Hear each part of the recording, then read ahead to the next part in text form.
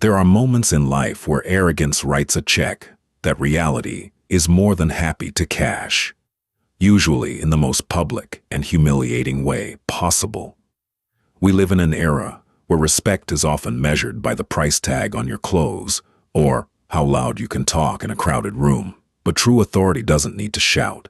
It doesn't need flashy gear or a desperate need to be noticed. Today's story takes us inside a high-end firearms store where two wealthy, loudmouth customers thought they could use an unassuming, frail old man as the punchline to their joke, completely unaware that they were mocking a living legend. The bell above the heavy glass door of Reynolds Tactical and Supply chimed, a crisp, metallic sound that cut through the low hum of the air conditioning. It was a Tuesday afternoon in an upscale suburb of Dallas, Texas. The shop itself was a sprawling, immaculately lit monument to modern weaponry. Matte black rifles hung on slat walls with geometric precision. Glass display cases gleamed under LED lights, and the air carried the faint, nostalgic scent of Hopa's No. 9 solvent mixed with freshly brewed black coffee. It was the kind of store that catered to high-end collectors, law enforcement, and wealthy enthusiasts who viewed firearms as high-status toys. Through the door stepped Thomas Sullivan. To the untrained eye, Thomas was entirely unremarkable, perhaps even out of place. He was 80 years old, his frame thinned by the relentless march of time, though his posture retained a stubborn, deeply ingrained straightness. He wore a faded olive-drab canvas jacket that had seen better decades, a pair of worn denim jeans, and scuffed leather boots that moved with a slow, deliberate shuffle. He walked with a slight, persistent limp, a permanent souvenir from a mortar shell in the Ashau Valley during a time most of the world was trying to forget. Underneath a nondescript baseball cap, his eyes were the color of washed-out denim, surrounded by deep, weathered lines that mapped a lifetime of hard miles. Thomas didn't come to buy anything flashy. He had come because his grandson had recently taken an interest in hunting, and Thomas wanted to find a simple, reliable bolt-action rifle to pass down some knowledge before his hands got too unsteady. He shuffled quietly past the front counter, offering a polite, silent nod to Emily, the young clerk who was busy typing on her inventory tablet. Emily smiled back, a genuine, warm expression. She liked the older customers. They were usually polite, quiet, and never caused a fuss.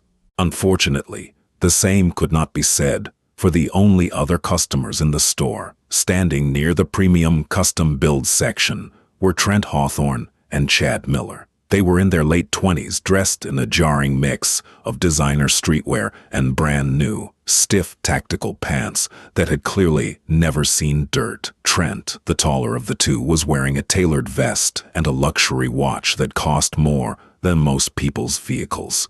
Chad stood next to him, holding a heavily modified Cerakoted AR-15 platform with every expensive aftermarket accessory bolted onto its rails. "I'm telling you, bro, if you aren't running a dual optics setup with a thermal offset, you're basically blind out there," Trent was saying loudly, his voice echoing off the high ceilings. He lifted an imaginary rifle to his shoulder, sweeping the muzzle across the empty aisles in a dramatic fashion. "I took that advanced operator course last weekend down in Austin. The instructor, former SWAT, said my transition times were faster than guys in his unit." Chad chuckled, resting the $4,000 rifle on the glass counter. "Yeah, well, when you drop 10 grand on a rig, it does the work for you. I just need David to get this trigger pulled down to a hair trigger. 2 pounds is too heavy for me. I need it crisp, like glass." Thomas paid them no mind. His generation had a saying about empty vessels making the most noise. He slowly made his way toward the back of the shop, where a small, dusty glass case held a modest collection of vintage and consignment firearms. He leaned over the glass, his old, calloused hands resting on the cool surface, his eyes scanning a row of classic M1911 pistols and a beautifully maintained M1 Garand. The sight of the wood and Parkerized steel brought a faint, almost imperceptible smile to his lips. It was familiar. It was real. But in a room where silence is golden, the arrogant cannot stand to be ignored. Trent, looking for an audience to validate his expensive purchases, noticed the old man hovering by the consignment case. He nudged Chad with his elbow, a smirk spreading across his face. "Hey, check out the FUD," Trent whispered loudly, using the derogatory slang for old-fashioned gain owners. "Looks like he wandered out of a nursing home. Think he's looking for a musket," Chad snickered, leaning against the counter. "Probably trying to find some parts for a rusty six-shooter. Or maybe he's just here for the free AC." Thomas heard them. His hearing wasn't what it used to be, but the acoustics of the room and the sheer lack of volume control from the two young men made it impossible to miss. Yet the old man didn't flinch. He didn't turn around. He simply kept his eyes on a particular 1911 in the case, a standard-issue model that looked remarkably like the one he had carried through 3 brutal tours. He had survived ambushes where the sky rained fire. He had survived the freezing mud, the suffocating jungles, and the loss of brothers whose names were now etched into black granite in Washington. The taunts of 2 boys playing dress-up couldn't even register on his emotional radar. But Trent and Chad, emboldened by the old man's silence, which they mistook for weakness or deafness, decided to push the envelope. They wanted a show. Trent left his spot by the premium rifles and sauntered over to the consignment case, bringing the heavy scent of expensive cologne with him. He stopped just a few feet from Thomas, intentionally invading the older man's personal space. "See something you like, Pops?" Trent asked, his tone dripping with condescension. He leaned against the glass, looking down his nose at Thomas. "Oh, those relics are cute. Good for a museum, maybe. Or a paperweight. But if you're looking for home defense, you're looking in the wrong century." Thomas slowly turned his head. His movements were deliberate, unhurried. He looked at Trent, taking in the designer clothes, the pristine boots, and the soft, uncalloused hands. "Just admiring the craftsmanship, son," Thomas said softly. His voice was gravelly, quiet, carrying the raspy weight of a lifelong smoker who had quit decades ago but never lost the edge in his throat. "They made them to last back then." Chad walked over, joining his friend. He pointed at the M1 Garand. "Yeah, they made them to last because they weighed 10 pounds and shot a caliber that kicks like a mule. Welcome to the modern era, old-timer. We use synthetics and polymers now. Lightweight, precision." "I see," Thomas replied mildly. He turned his attention back to the case, clearly ending the conversation, but Trent wasn't satisfied. He reached back and pulled a sleek, polymer-framed subcompact pistol from an expensive appendix holster he was wearing. A profoundly unsafe and arrogant move inside a gun shop. Emily, still behind the main counter, looked up sharply. "Sir," she called out, her voice tight with professional warning. "Please keep all loaded personal firearms holstered while in the store." Trent rolled his eyes, ignoring the clerk, and held the gun flat in his palm to show Thomas. "See this? Optic ready, ported barrel, compensated, weighs nothing. I could put 3 rounds center mass before you even figured out how to take the safety off that old 1911 you're staring at." Thomas finally turned to face the 2 men fully. He looked at the gun in Trent's palm, then looked up into Trent's eyes. There was no fear in the old man's gaze. There wasn't even anger. There was only a profound, hollow emptiness, the kind of look that makes a shiver run down the spine of anyone who knows how to read it. It was the 1,000-yard stare momentarily surfacing from beneath 80 years of civilian life. "A fancy tool is only as good as the hand that holds it," Thomas said quietly. "If you ever have to use that in a situation where the other side is shooting back, you'll find out that the weight of the gun is the least of your problems." Chad let out a loud, mocking laugh. "Oh, listen to John Wayne over here. What did you serve in the Great Cola Wars? Oh, let me guess. You shot a squirrel once in 1982, and now you're a tactical expert. I respect my elders and all," Trent added, smirking. "But the world moved on, Grandpa. The stuff we train on, the CQB tactics, the room-clearing drills. It requires speed. It requires athleticism. You look like a strong breeze would knock you over. If you're really looking to buy something, maybe point out your budget. I can spot you a couple of bucks for a slingshot if you need it.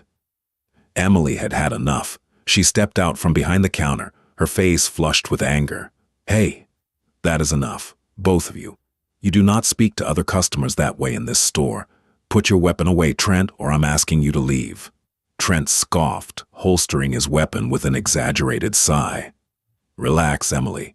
We're just having a friendly chat, trying to educate the older generation. They get stuck in their ways, you know. Can't handle the fact that they're obsolete.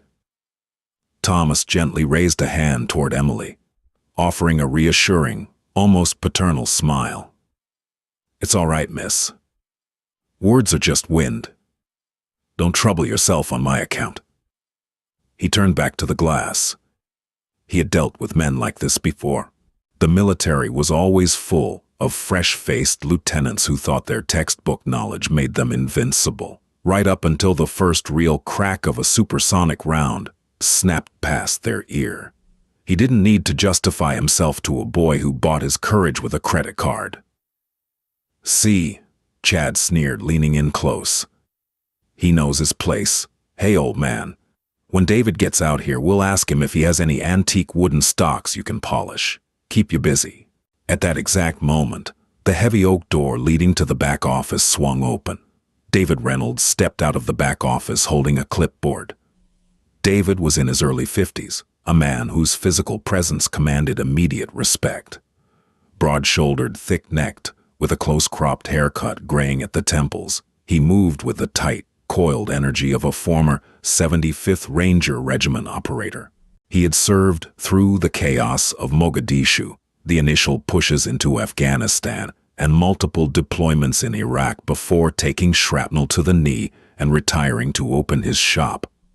David was a man who did not tolerate fools, and he ran his business with the same strict discipline he had applied to his platoons. Trent and Chad's demeanors instantly changed. The arrogant sneers vanished, replaced by eager, almost sycophantic smiles. They wanted desperately to be accepted by David. To them, David was the real deal, the ultimate validation of their expensive hobbies. If David liked them, they were part of the club.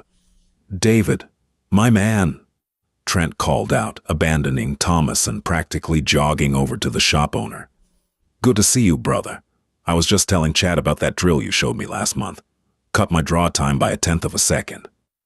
David looked up from his clipboard, his expression neutral. He tolerated Trent and Chad because they spent an obscene amount of money in his store, but he found their vanity exhausting. "Glad to hear it, Trent," David said, his voice a deep, resonant baritone. He walked toward the main counter to hand the clipboard to Emily. "Emily, the shipment of those new optics is delayed until Thursday. Just update the system." "Will do, boss," Emily said. She shot a glaring look at Trent, then back to David. "David, we've had a bit of an issue out here on the floor." Before Emily could explain, Chad chimed in, trying to preempt the complaint. It was nothing, Dave. Just trying to help out a lost customer. You know how it is. Guy's over there drooling over the museum pieces. We were just telling him he needs to upgrade to the 21st century. I think he's a little confused." David frowned. He hated when customers harassed each other. He turned his head to look over at the consignment case to see who Chad was talking about. The old man was still standing there, his back turned, his hands resting on the glass. He was wearing a faded, olive-drab jacket. David's eyes tracked down the jacket. His gaze stopped dead on a faint, almost entirely washed-out shadow of a patch on the right shoulder. To anyone else, it was just a stain on old fabric. But David knew exactly what shape that was. It was a spearhead. Slowly, Thomas turned around at the sound of the commotion. He looked across the shop, his faded denim eyes meeting David's sharp, intense gaze. For a span of 3 seconds, the entire gun shop went completely, deafeningly silent. Trent, oblivious to the sudden atmospheric pressure drop in the room, laughed. Yeah, look at him. I offered to buy him a slingshot. I mean, come on, Dave. You shouldn't let these fuds wander in here and stink up the... Shut your mouth. David's voice didn't just carry across the room. It struck like a physical blow. It wasn't loud, but the lethal, ice-cold command in those 3 words caused Trent's mouth to snap shut instantly. The rich boy blinked, stunned, taking a step back as if he had been pushed. David dropped the clipboard onto the counter. It hit the glass with a loud clack. He bypassed Trent and Chad completely, not even looking at them. He walked with a rapid, purposeful stride down the center aisle, moving straight toward the old man. As David got closer, his breathing seemed to change. The tough, battle-hardened ranger, a man who intimidated local SWAT officers and terrified his own suppliers, was visibly swallowing hard. When David reached the consignment case, he stopped roughly 3 feet from Thomas. He stood perfectly straight. His heels snapped together with an audible click on the polished concrete floor. His shoulders squared, his chin locked, and his right hand shot up in a flawless, razor-sharp salute. It wasn't a casual greeting. It was the rigid, deeply respectful salute of a junior enlisted man addressing a titan. "Master Sergeant Sullivan," David said, his voice trembling slightly with an emotion that sounded entirely foreign to him. "It is an absolute honor, sir." Thomas looked at the large man standing at attention. He squinted for a moment, parsing through decades of memories, faces of young men he had trained, fought beside, and mourned. Then the corners of his eyes crinkled. "Reynolds," Thomas said softly, returning the salute with a slow but precise movement. "At ease, son. I haven't been a master sergeant since before you learned how to shave." David dropped his arm, though his posture remained rigidly respectful. "You'll always be the master sergeant to me, sir. And to anyone who wore the scroll." What are you doing here? If I had known you were in Dallas, I would have closed the shop." Over by the main counter, Trent and Chad stood frozen, the color draining completely from their faces. Their mouths hung slightly open. The man they had just spent 10 minutes belittling, the man they had called a fud and offered to buy a slingshot for, was currently receiving the kind of reverence from David Reynolds that David didn't even give to visiting generals. "Just looking for a starter rifle for my grandson, David," Thomas said, his voice warm. "Didn't mean to cause a fuss." David finally turned his head, his eyes locked onto Trent and Chad. The look of unadulterated fury on the shop owner's face was terrifying. The air in the room felt like it had turned to lead. "A fuss," David repeated softly, his eyes boring holes into the 2 arrogant young men. "Emily, lock the front door. We are closed for the rest of the day." The heavy, metallic clack of the deadbolt sliding into place echoed through the cavernous space of Reynolds' Tactical and Supply like the final gavel strike in a courtroom. Emily, her face set in a hard, uncompromising line, pulled the closed shade down over the front glass. She didn't say a word, simply walking back to her station, behind the counter, folding her arms and waiting. The low, persistent hum of the air conditioning suddenly felt deafening in the heavy, suffocating silence that had descended upon the room. David Reynolds slowly turned his back on Master Sergeant Thomas Sullivan. The profound, reverent softness that had briefly overtaken the shop owner's face vanished, replaced by a storm of cold, calculated fury. He moved back down the center aisle, his heavy boots making deliberate, measured thuds against the polished concrete. He didn't rush. He didn't need to. The slow, predatory pace of his approach was infinitely more terrifying than a sprint. And Trent Hawthorne and Chad Miller stood frozen by the custom rifle display. The smug, arrogant sneers they had worn like badges of honor just moments before had completely melted away, leaving behind the pale, wide-eyed expressions of boys who had suddenly realized They were playing a very dangerous game in the wrong arena. "David, hey man," Trent stammered, his voice cracking an octave higher than normal. He offered a weak, trembling smile, instinctively raising his hands in a placating gesture. "Dave, come on. It was just a misunderstanding. We were just joking around. You know how it is. Just some locker room talk." David stopped less than 2 feet from Trent. At 6'2" and 220 pounds of solid, gym-honed muscle, the former Ranger loomed over the wealthy young man. "Locker room talk," David repeated, his voice a low, gravelly whisper that promised absolute ruin. "You think you're in a locker room, Trent? You think you're in one of your little country club saunas, trading stock tips and golf scores?" "No, I just meant—" "Shut up," David commanded. He didn't shout. He didn't have to. The sheer, concentrated force of his tone hit Trent like a physical blow, causing the younger man to flinch backward, his shoulders instinctively curling inward to protect himself. David slowly shifted his gaze to Chad, who was currently trying his absolute hardest to blend into the slat wall behind him. Chad's knuckles were white as he gripped the edge of the glass counter, his eyes darting frantically toward the locked front door. "And you," David said, his eyes narrowing into dangerous slits. "You wanted to ask me if I had any antique wooden stocks he could polish? You wanted to keep him busy?" Chad swallowed hard, his Adam's apple bobbing nervously.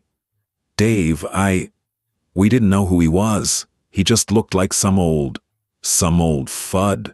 David finished the sentence for him, his voice dripping with venomous disgust. "Some old relic who wandered out of a nursing home? That's what you called him, wasn't it?" Neither Trent nor Chad dared to speak. They simply stared at the floor, the heavy, crushing weight of their own arrogance finally bearing down on them. David stepped closer to Trent, reaching out with a slow, deliberate hand. Trent froze, terrified of what the massive veteran might do.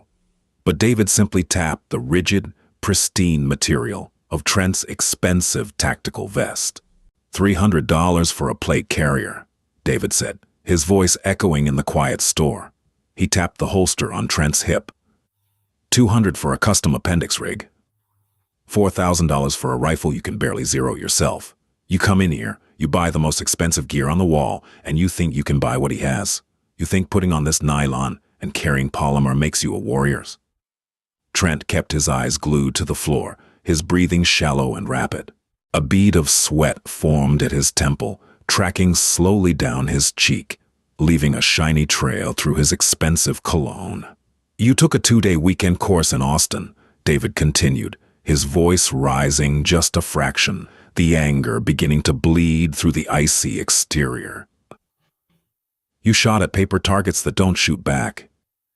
You ran through a plywood shoot house with a certified instructor holding your hand, and you came back here thinking you're John Wayne, thinking you have the right to look down on a man who has forgotten more about combat than you will ever read in a book." "We didn't know," Trent whispered pathetically, his voice trembling. "Ignorance is not an excuse for disrespect," David suddenly roared, the sudden volume causing both boys to jump out of their skin. Emily didn't flinch, but her grip on her tablet tightened.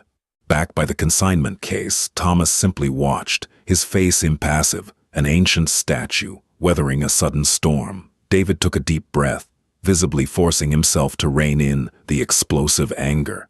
He pinched the bridge of his nose, shaking his head in absolute disgust.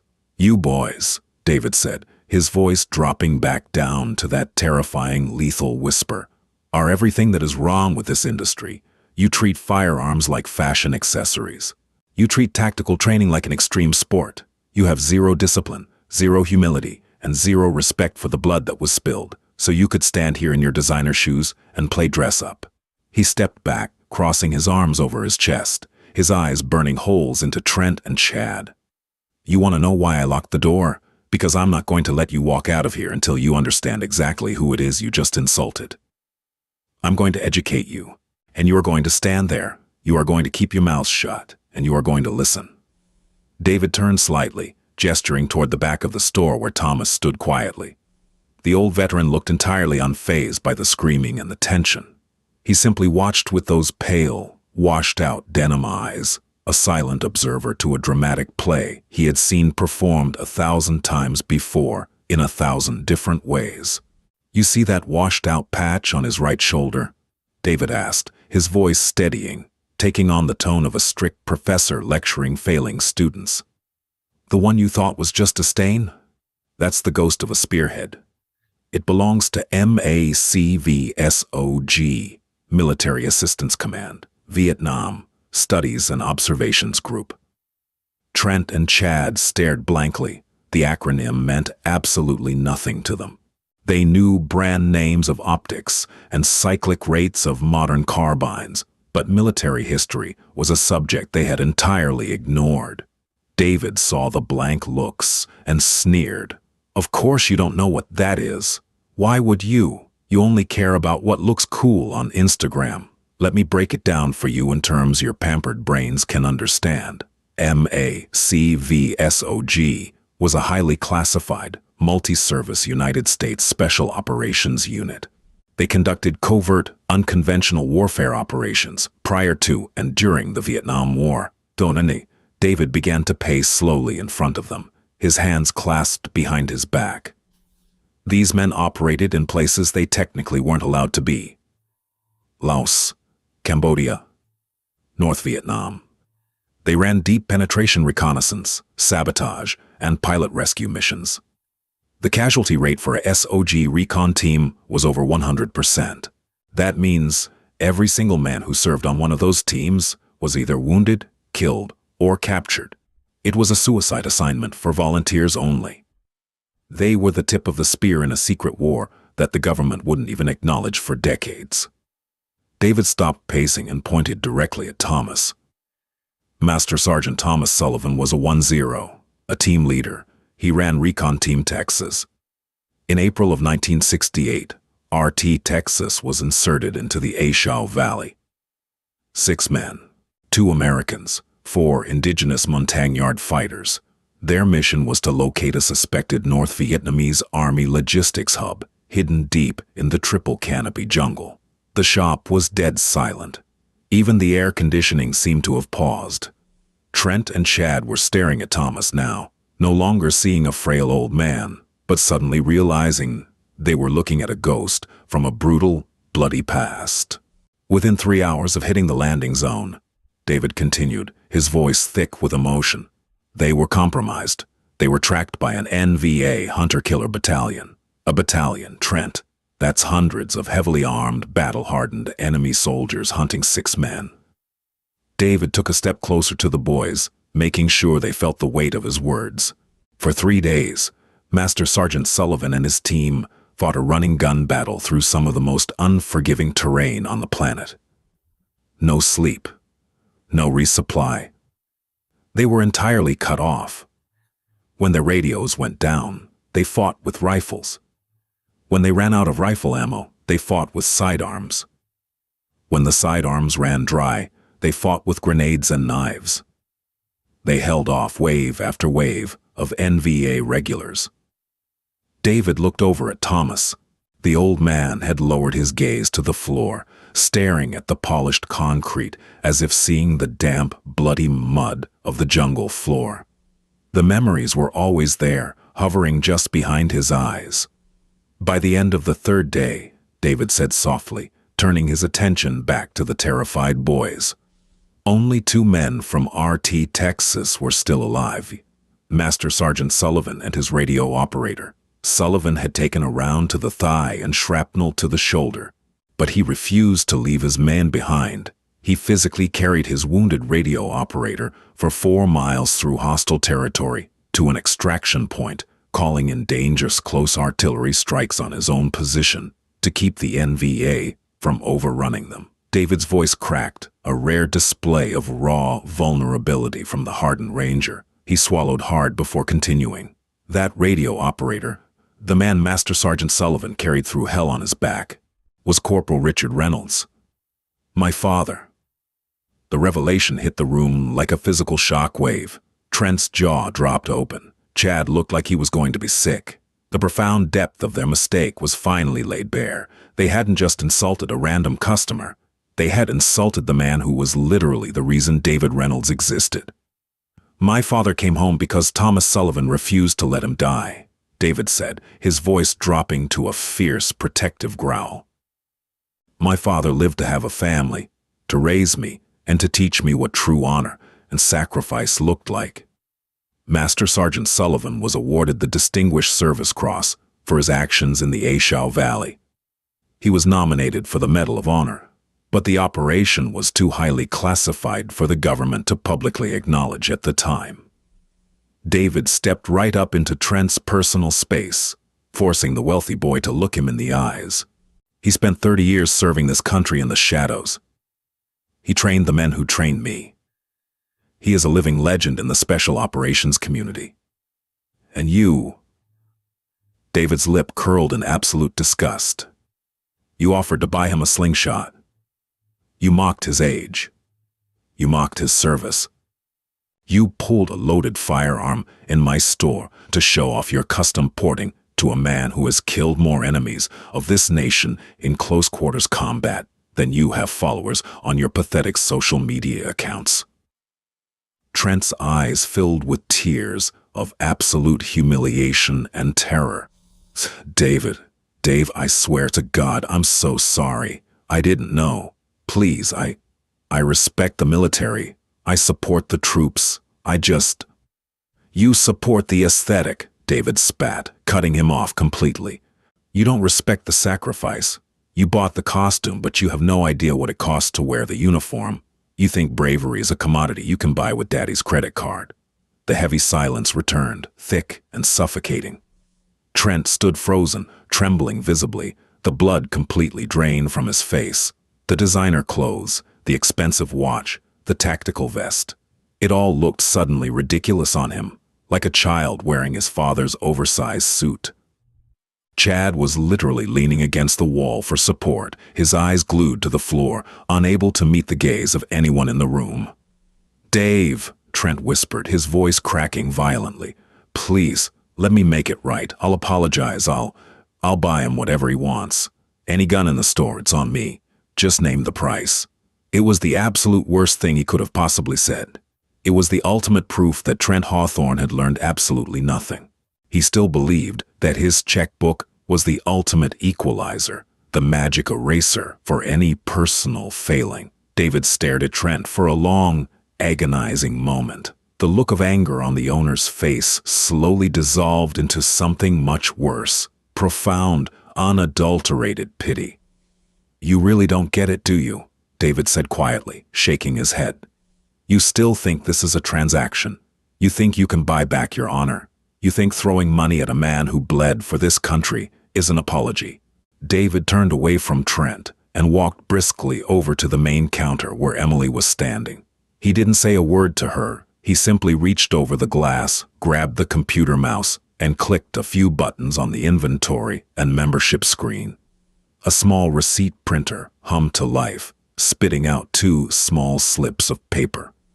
David ripped the receipts from the machine and walked back to the center aisle.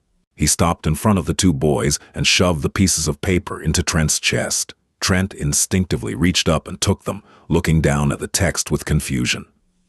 What is this?" Trent stammered. "That," David said, his voice cold and devoid of any emotion, "is a refund for your gold tier range memberships. I've reversed the charges back to your cards. As of this exact second, neither of you are members of Reynolds Tactical and Supply. Your profiles have been deleted from our system, and your names have been added to the permanent trespass list." Chad gasped, looking up in sheer panic. "Wait, Dave, you can't do that. We shoot here every weekend. We've spent tens of thousands of dollars in this store. I don't care if you bought the building," David snapped, his voice cracking like a whip. "I don't want your money. I don't want your business. And I sure as hell do not want your toxic, arrogant presence polluting my shop. You are a liability to yourselves, and you are a disgrace to the community of responsible gun owners." "Dave, please," Trent begged, his carefully cultivated tough guy persona completely shattered. He was practically whining. "Where else are we going to shoot? The only other long-range facility is 2 hours away. Sounds like you've got a long drive ahead of you, David replied flatly. He pointed a massive, uncompromising finger toward the front door. Now, pack up your toys. Unload that overpriced paperweight on the counter, put it in its case, and get out of my store. If I ever see either of your faces on my property again, I will have you arrested for criminal trespass. And believe me, the local PD knows exactly who I am, and they will not be gentle. Trent and Chad realized the argument was over. There was no negotiating. There was no buying their way out of this humiliation. With trembling, clumsy hands, Chad moved to the glass counter. He picked up his $4,000 modified AR-15. Under David's hawkish, unblinking supervision, Chad awkwardly dropped the magazine, racked the charging handle to eject the chambered round, and cleared the weapon. His hands were shaking so badly he dropped the live round onto the concrete floor. It landed with a sharp clink that echoed embarrassingly in the quiet room. Trent hurriedly unclipped his expensive tactical vest, pulling it over his head and stuffing it into his designer range bag. He didn't bother folding it. He just wanted to disappear. He wanted the floor to open up and swallow him whole. It took them less than 2 minutes to gather their gear, but under the crushing weight of David's stare and the silent observation of Master Sergeant Sullivan, it felt like hours. Every zip of a bag, every click of a buckle sounded magnified, a symphony of their own profound embarrassment. Finally, they hoisted their heavy bags onto their shoulders. They looked pathetic. Two wealthy boys chased out of their favorite playground because they couldn't control their own arrogance. Trent turned toward the back of the store.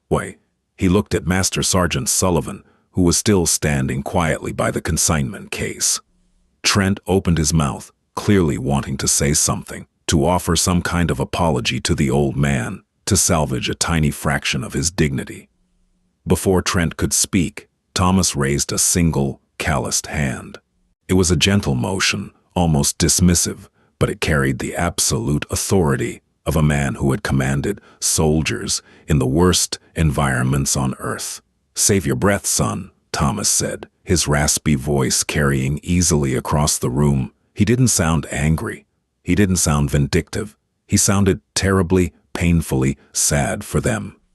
An apology demanded is no apology at all.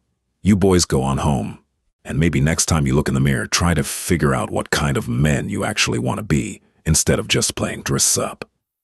The words cut deeper than any insult David had thrown. It was the quiet, undeniable truth delivered by a man they had entirely underestimated.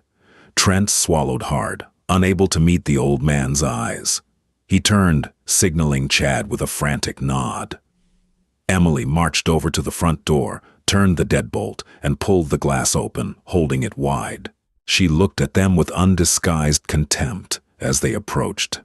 Trent and Chad practically ran out of the store, their expensive boots scuffing the concrete, their heavy range bags banging awkwardly against their legs. They didn't look back. They burst out into the sweltering Texas afternoon heat, desperate to escape the suffocating atmosphere of their own catastrophic failure. Emily slammed the heavy glass door shut behind them, locking the deadbolt with a loud, satisfying clack. She stood there for a moment, watching through the glass as the two young men hurried to their pristine luxury SUVs, threw their gear into the back, and peeled out of the parking lot as fast as their engines would carry them. Inside the shop, the silence returned, but the tension had evaporated, leaving behind a profound sense of peace. The storm had passed. The air felt clean again. David stood in the center aisle, his shoulders finally dropping as he let out a long, heavy exhale.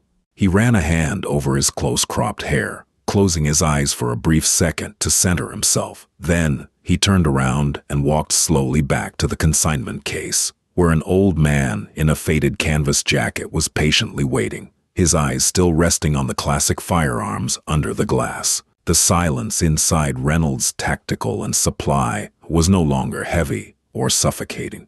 It was the quiet, respectful stillness of a sanctuary, After the storm had blown the doors open and swept the debris away, outside the thick UV-tinted glass of the storefront, the relentless Texas sun beat down on the asphalt, but inside the atmosphere had fundamentally changed.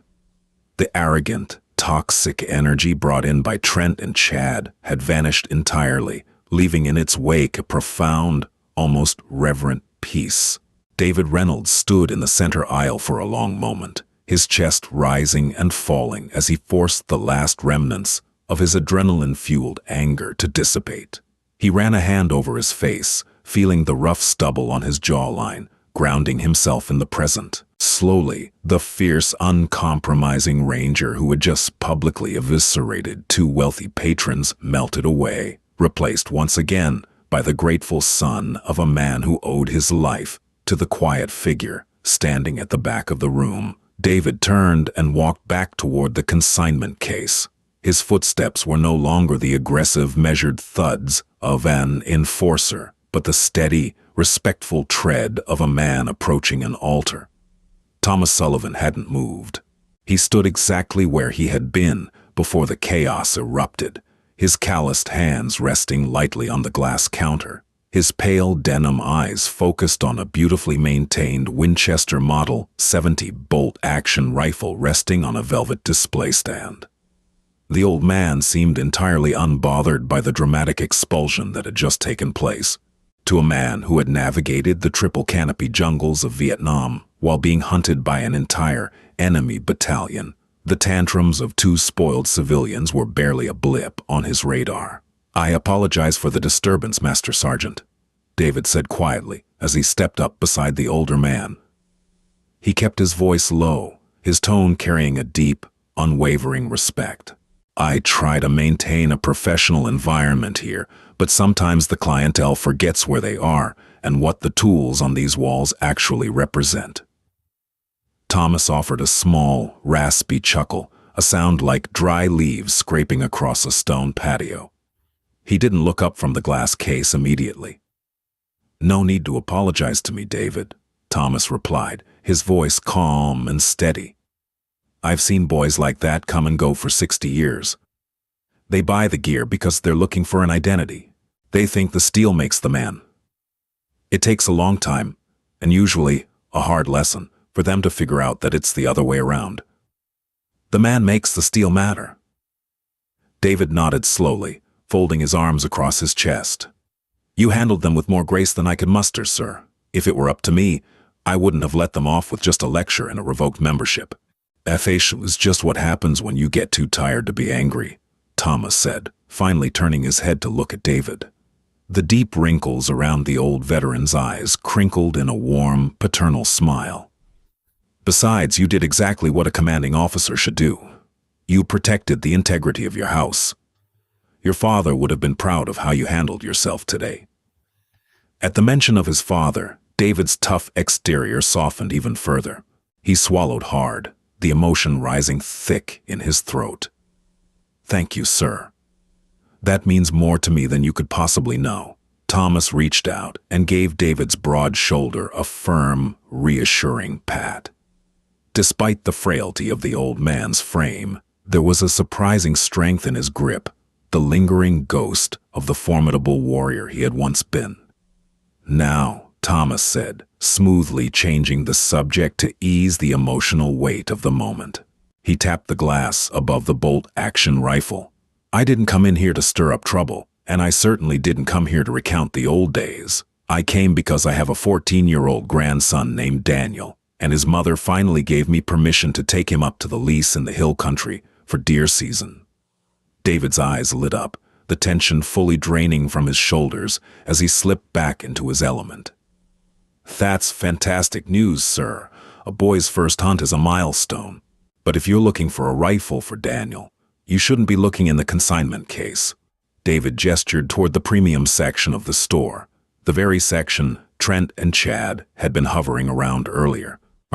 "Let me show you the new precision rifles we have in the back. I've got carbon fiber barrels, chassis systems that weigh next to nothing, and optics that practically do the math for you. I'll set Daniel up with a rig that shoots sub-MOA out of the box. Whatever you want, sir." It's on the house. Consider it a microscopic down payment on the debt my family owes you." Thomas held up a hand, shaking his head slowly with a wry smile. "I appreciate the offer, David. I truly do. But that is exactly what I do not want for my grandson." David looked momentarily confused. "Sir?" Thomas turned fully toward the consignment case, pointing down at the classic Winchester Model 70. It was an older model, featuring a beautiful, rich walnut stock and blued steel that showed the faint, honest wear of decades of use. It didn't have rails for lasers or flashlights. It didn't have a threaded barrel for a suppressor. It was a purely functional, elegant piece of American history. "Technology is a wonderful thing, David," Thomas explained, his voice taking on the cadence of a patient teacher. "But when you hand a boy a machine that does all the work for him, he never learns the mechanics of the craft. If I give Daniel a rifle with a carbon fiber chassis and a computer in the scope, he's not learning how to shoot. He's learning how to operate a gadget."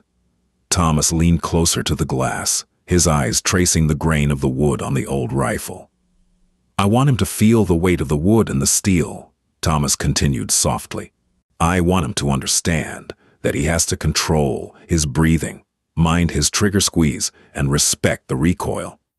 I want him to know that if he misses, it's not because the battery died or the software glitched.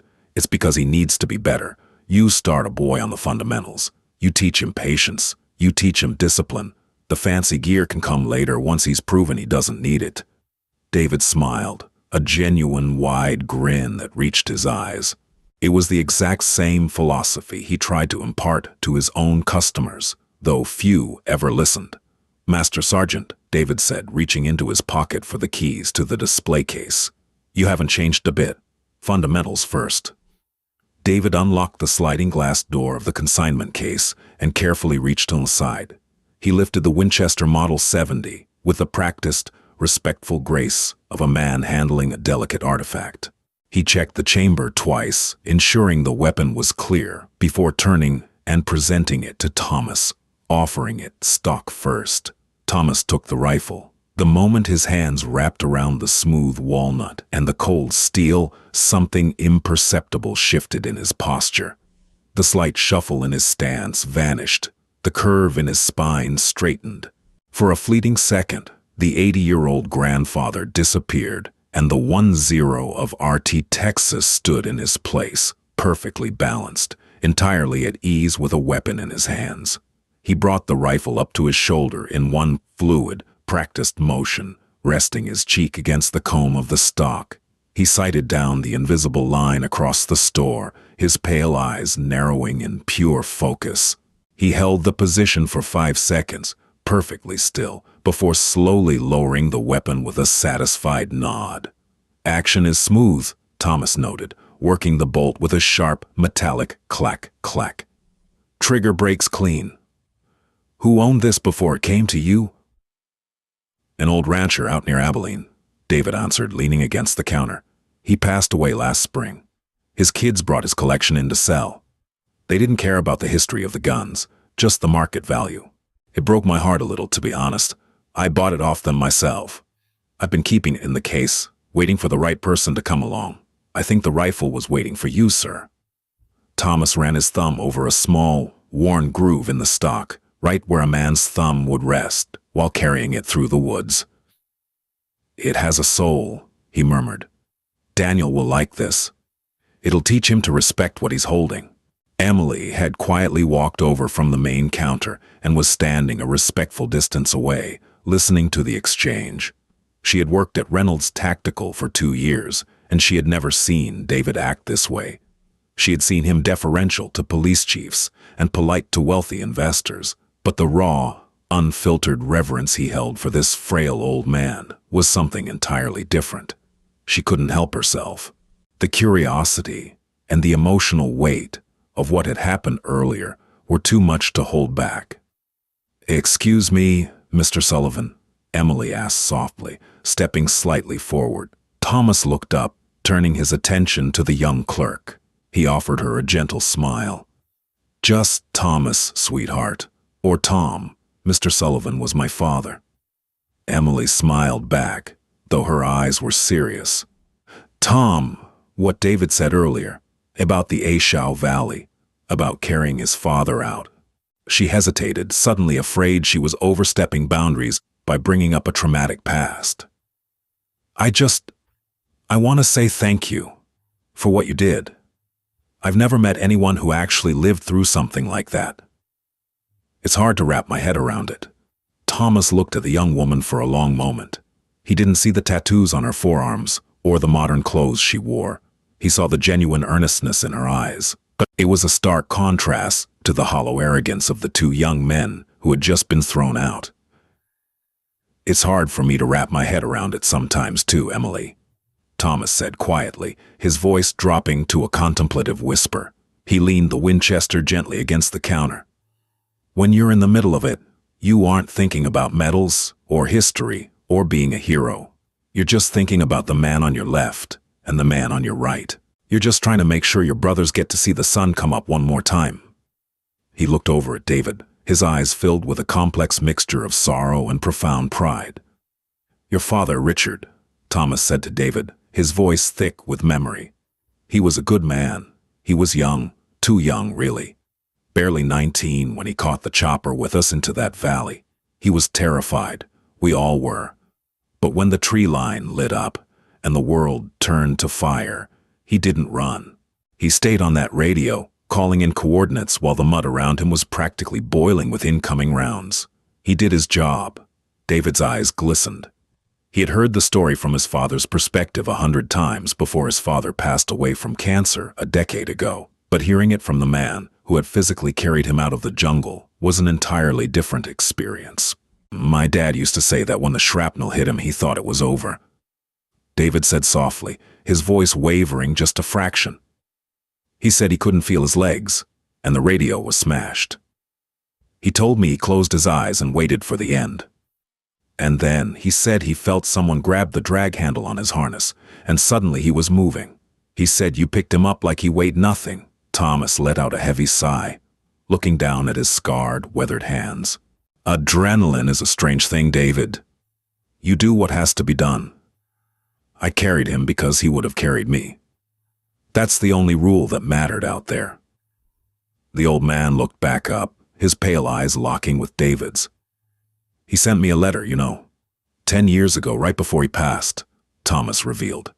David's breath caught in his throat. He did, Thomas nodded slowly. He told me about you. He told me you made it into the Rangers. He told me you deployed to Mogadishu. He wrote 3 pages about how proud he was of the man you became. He said he finally understood the weight of what happened in the valley because he got to watch his own son put on the uniform. A single tear escaped David's eye, tracking quickly down his cheek before he quickly wiped it away with the back of his hand. The tough, hardened shop owner, the man who intimidated everyone in the room, was weeping silently in the middle of his store. I never knew that, David whispered, his voice choked with emotion. He wanted you to be better than we were, Thomas said softly, reaching out to grip David's shoulder once more. He wanted you to survive, and you did. You built this place. You built a life. That is the greatest tribute you could ever give to the men who didn't come home. You lived. The 3 of them stood there in silence for a long moment, the hum of the air conditioning the only sound in the store. It was a moment of profound connection, a bridge spanning 50 years and thousands of miles, connecting the bloody mud of a forgotten war to the polished concrete of a modern gun shop. Eventually, Thomas cleared his throat, gently breaking the emotional spell. He picked up the Winchester Model 70 and looked at David with a warm, grandfatherly smile. Now, Thomas said, his tone lightening significantly, if we stand around getting misty-eyed all afternoon, my grandson is going to grow up and go to college before I can teach him how to track a buck. Ring it up, David. Let's do the paperwork. David immediately shook his head, taking a step back as if the rifle was radioactive. Absolutely not, sir. I told you I am not taking a single dime from you. The rifle is yours. Consider it a late birthday present, or a very early one.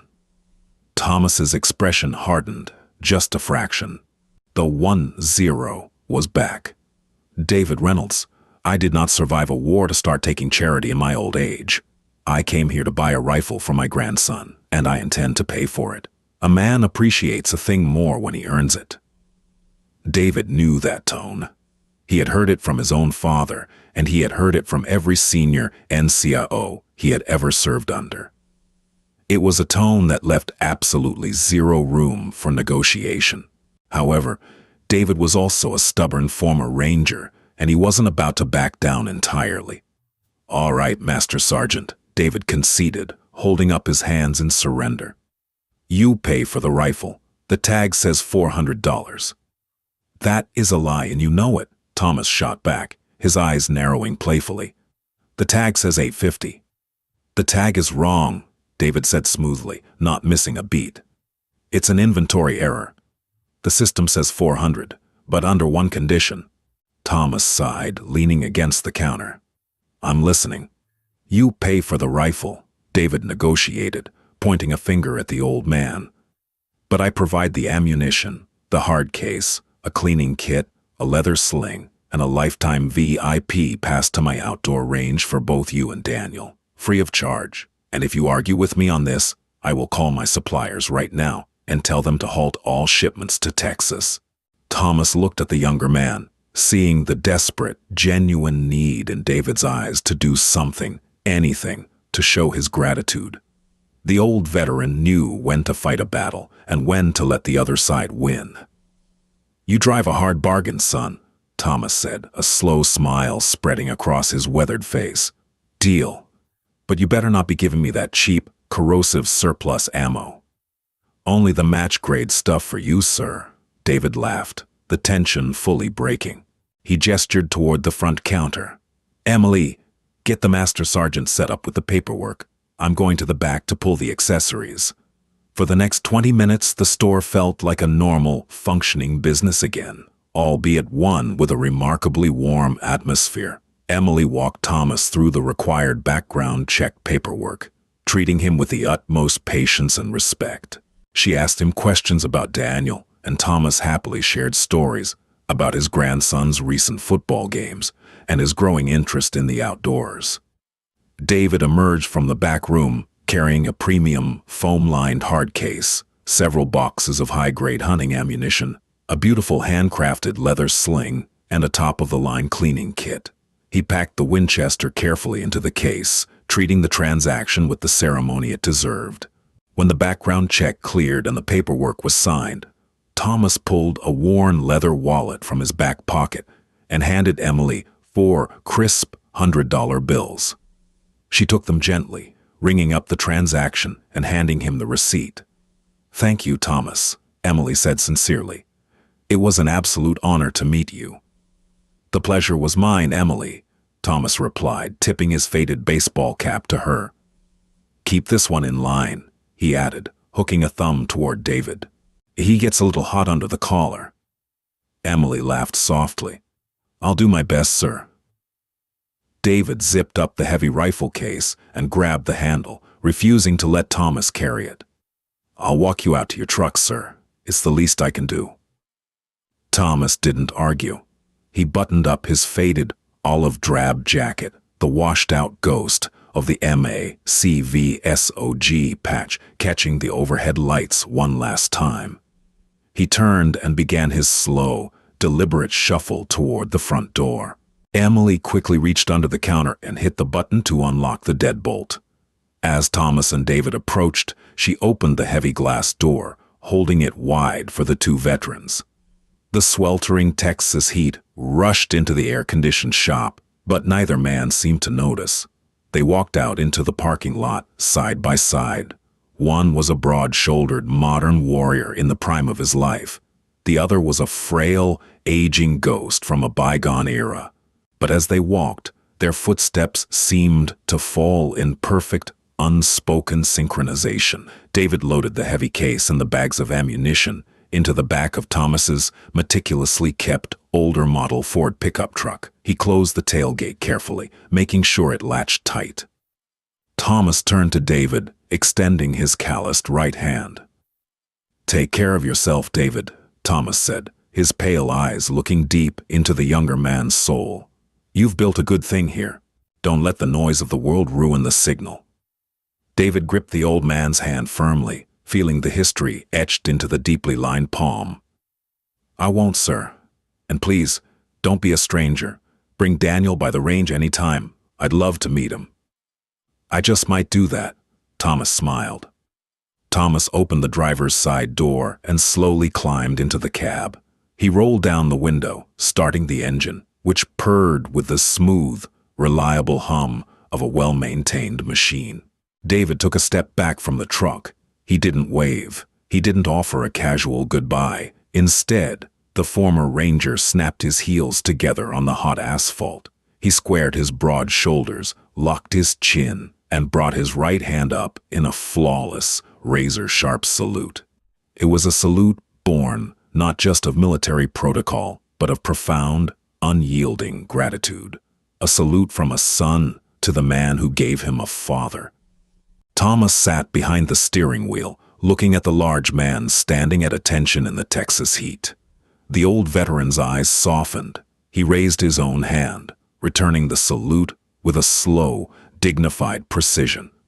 "Dismissed, Ranger," Thomas said softly.